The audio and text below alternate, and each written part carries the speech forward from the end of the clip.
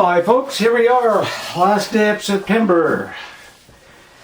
Full moon on the rise. Trust everyone is well. Yes, everybody recovered from the debate last night. I suppose there's enough commentary about that, but it's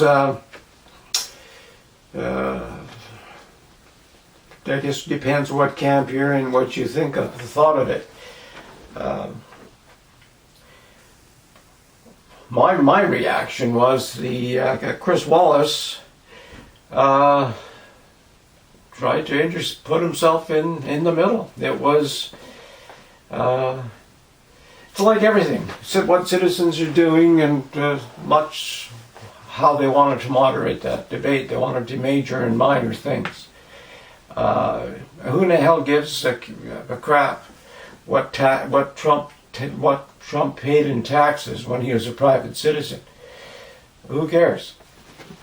I mean, did Biden's son pay any taxes on the $3.5 million or whatever the mayor's wife from Moscow sent him? Who knows? But it was a shit show, really. That's all. I think some gal from CNN is moderating the next one. I can hardly wait. But today I put a couple of links in the comment section. One is George Gammon on how the media, how we're bamboozled and fooled, and it's interesting. He has a clip from a journalist who recounts his days as a journalist and how it all changed. Pretty much how the media, mainstream media, is controlled, whether it's CBC, CTV, BBC, CNN, ABC, NBC, whatever. It's sort of a sad state of affairs, and of course the sadder state is that most people don't realize it or won't admit to that we're being bamboozled. So George Gammon goes into that, and it's a decent video. And the next one is Egon von Greyerz. Yeah, Greyerz. Probably pronouncing that wrong.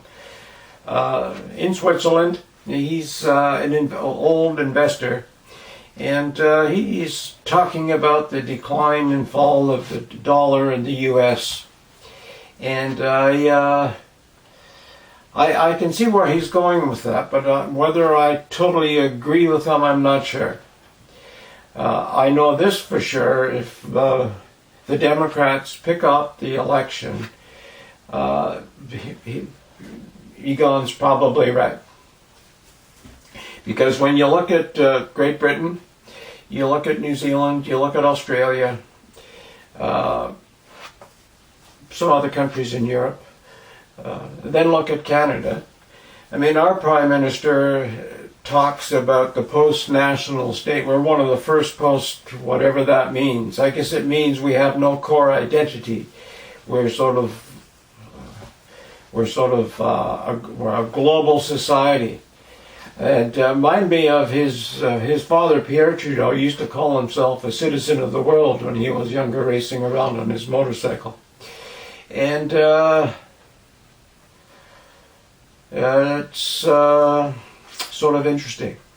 But I don't think Canadians do not have a core identity. I don't agree with that. I mean, that's just some politician who has been spoon-fed and spoiled, trying to impress his crazy left-wing philosophy on us. I'm still thinking you'll get the prairies. Maybe British Columbia is more in tune with the west coast of the U.S., or sort of got these crazy socialist ideas. And not that socialism to a point isn't good. We're not saying that somebody should not have health care or dental care or whatever. I think everybody should have their basic needs looked after. But you only can go so far with that. You still have to have people with the opportunity to go and do something special. You get people in a box with regulations and bureaucrats sort of directing things. It goes nowhere. Totally goes nowhere. And I think that's what Trudeau's trying to do to Canada. That was already done. But like I mentioned, the prairie provinces. I mean, I don't know if Alberta and Saskatchewan are going to fall into step with that. I mean, Canada and neither will parts of the U.S. I mean, these people were created by pioneers, people who came here with nothing, and through a lot of trial and hardship and some hard work, created what we have, regardless of what the marching idiots say today. I mean, there was just a whole price paid to have the North American continent as it is. And you can get some lefty, nut-wing university politician telling you, hey, this isn't the way it is. It's here's how we're supposed to be. Your history is wrong. It shouldn't be this way. We can rewrite that and change that. And I don't quite agree with that. So anyway, check out Egon's article. It's interesting. You know, and again, to a point, he has something there. If we all lay down and say, trample over us, you know, if we all bend over and say, here you go. I mean, I think if there's any people left to stand up, we can dig ourselves out of the mess we're in.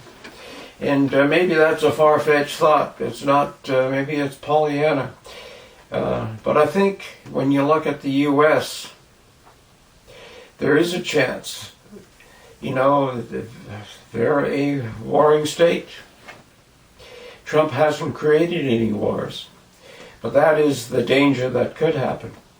Or, you know, we look at their shadow government, that they are not beyond trying to get other countries screwed up like they've screwed up our own countries. I think maybe put Soros on a train and send him home. You know, send him back over to China, let them deal with him. It's an interesting concept. If you sort of just look past over these past few years, or past several years, and see what has happened to us, how we have just frittered away a tremendous lifestyle, a tremendous what have you, into nothing. And of course, corporations just love that. The big corporations. I mean, they have the monopolies. And you look at the techie companies. I mean, they're sitting in the pilot seat, pushing buttons, deleting this one, deleting that one.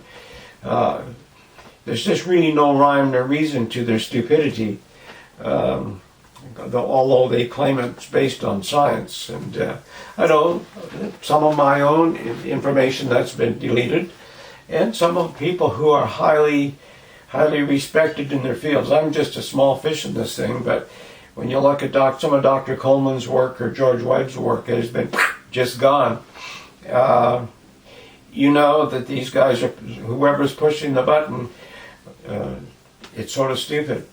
And if they're saying it's AI, artificial intelligence doing that, well then we know artificial intelligence isn't that brilliant if they're what they're doing. They're based on science. They say they're based on the World Health Organization in my case. And the World Health Organization, anybody with enough brain cells to create a circuit watching what they've done over this past year, you know, most of that is not based on science. It's based on whichever way the wind blows. There's political movement going on there as well. So maybe you haven't thought about that, or maybe you don't give a damn. And I guess it's whatever you want to do. But I'm looking at this situation with people majoring in minor things. Good example. A fellow, there was a big debate on if you have a towel rack with 3 pegs. How do you hang your wet towel? On 1 peg, or do you stretch it over 3? And I was amazed to see how many people got into this discussion of how to hang a wet towel. I mean, talk about majoring in minor things. The world economy is in the toilet. everything is really hinging on the edge of a precipice. Our debt loads and everything else, and people but they aren't thinking about that. They spend a lot of time thinking about this stupid-ass question, how would you hang a towel? It's like marching with straws to save the climate. You're banning straws. It's, when you think about it, it's totally asinine. Totally asinine. But again, maybe that's what people do. I'm not saying it's wrong, I'm just saying it's asinine. But if that's what people want to do, well, do it. Maybe that's how they just amuse themselves because they don't want to think of the big problems, the big questions. But I think we're coming to the point where the adults in the room have got to stand up and acknowledge these big questions we have. And like I said, we won't really be on track until after the U.S. election, and maybe sometime after. And as Egon says, well, it's already done. The states, he's showing the stats and the numbers. We're done financially. And of course, all this quantitative easing and, well, handing out money to people for giving them more money than they were making when they were working at some of their jobs is not a way to solve the problem. It's a good question. It's something we should be thinking about, I think, more than banning straws or whether we should hang a towel on one peg or stretch it over three or throw it on the floor or on the bed or whatever the hell. Interesting. Anyway, that's about all for now. Take care. See you tomorrow.